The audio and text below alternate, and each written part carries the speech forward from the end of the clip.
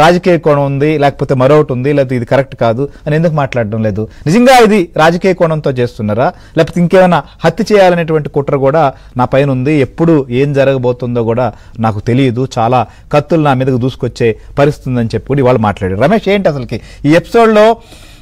ఒక్కసారి మనం వెళ్దాం వాణి గారి దగ్గరికి కూడా. నిజంగా దీంట్లో రాజకీయ కోణం ఉందా? ఒకటి.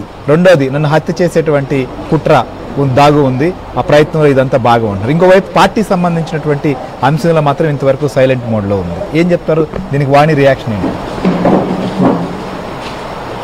శ్రేయరి, ప్రధానంగా ఏదైతే ఉదయం నుంచి నడుస్తున్నటువంటి దువ్వాడ ఫ్యామిలీకి సంబంధించినటువంటి ఇష్యూలో క్షణక్షణం మారుతున్నటువంటి పరిస్థితి కనబడుతుంది. దువ్వాడ శ్రీనివాస్ ప్రెస్ మీట్ తర్వాత కొన్ని సంచలనమైనటువంటి ఆరోపణలు చేశారు. ముఖ్యంగా 4 ఏళ్లుగా ఎప్పుడూ కూడా బయటికి రానటువంటి దువ్వాడ వాణి కేవలం పార్టీ అధికారం కోల్పోయిన తర్వాత బయటకు వచ్చింది, ఇంత రచ్చ చేస్తుంది, దీని వెనక అధికార పార్టీ నేతలు ఉన్నారనేటటువంటి విమర్శలు ఆయన చేశారు. ఈ నేపథ్యంలో దువ్వాడ వాణి దీన్ని తీవ్రంగా ఖండించారు. ముఖ్యంగా ఏదైతే స్థానికంగా ఉండేటటువంటి నేతలు పోలీసులు ఇన్ఫ్లుయెన్స్ చేసి వాణిని తన ఇంటికి పంపించారనేటటువంటి ఆరోపణలు చేశారు. దీనిపైన పెద్ద ఎత్తున వాణి ఖండిస్తున్నటువంటి పరిస్థితి కనబడుతోంది.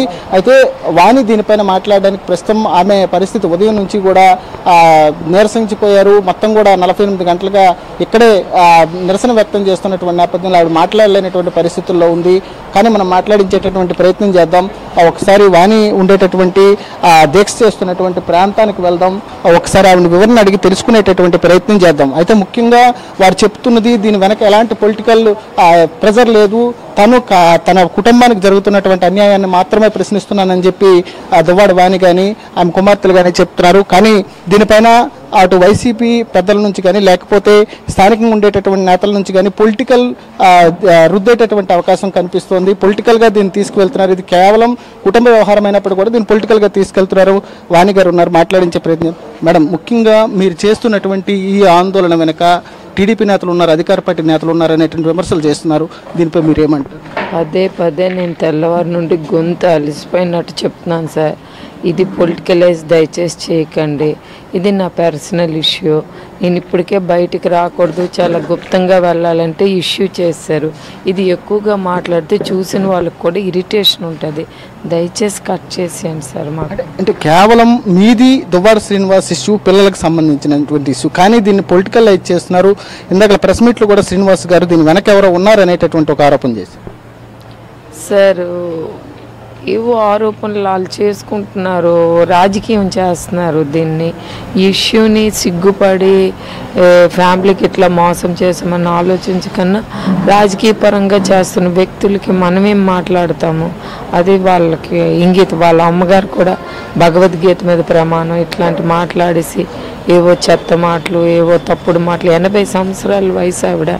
ఈ వయసులోనే ఆవిడ భగవద్గీత మీద ప్రమాణం చేసేసి ఒక మందు తాగారు, ఏదో క్యాడర్తో ఎరగొట్టారు. క్యాడరు గట్టి లెఫ్ట్ అండ్ రైట్ ఇస్తారు, పేర్లు చెప్పమనండి ఆవిడకి. ఏ క్యాడర్ని ఆవిడ అట్లా బ్లేమ్ చేసేసి మందు తాగేసి ఎరగొట్టేసి ఇవి చేశారు. ఏమైనా మెంటలా, పిచ్చా ఏంటి అవి? ఇట్లాంటి మాటలు పదే ఆడితే సమాజం ఊరుకోదండి. చాలా రాంగ్. అతడు రాజకీయం అంటారు, ఆవిడ వేరేగా అంటుంది. ప్లస్ ఈ ఇష్యూని దయచేసి ప్రజలు అసహించుకున్నట్టు చేయకండి. పదే లైవ్, నిన్న లైవ్, ఈరోజు లైవ్, ఇది చూసిన వాళ్ళకి కూడా ఏంటి ఈ వ్యవహారము అని అంటారు.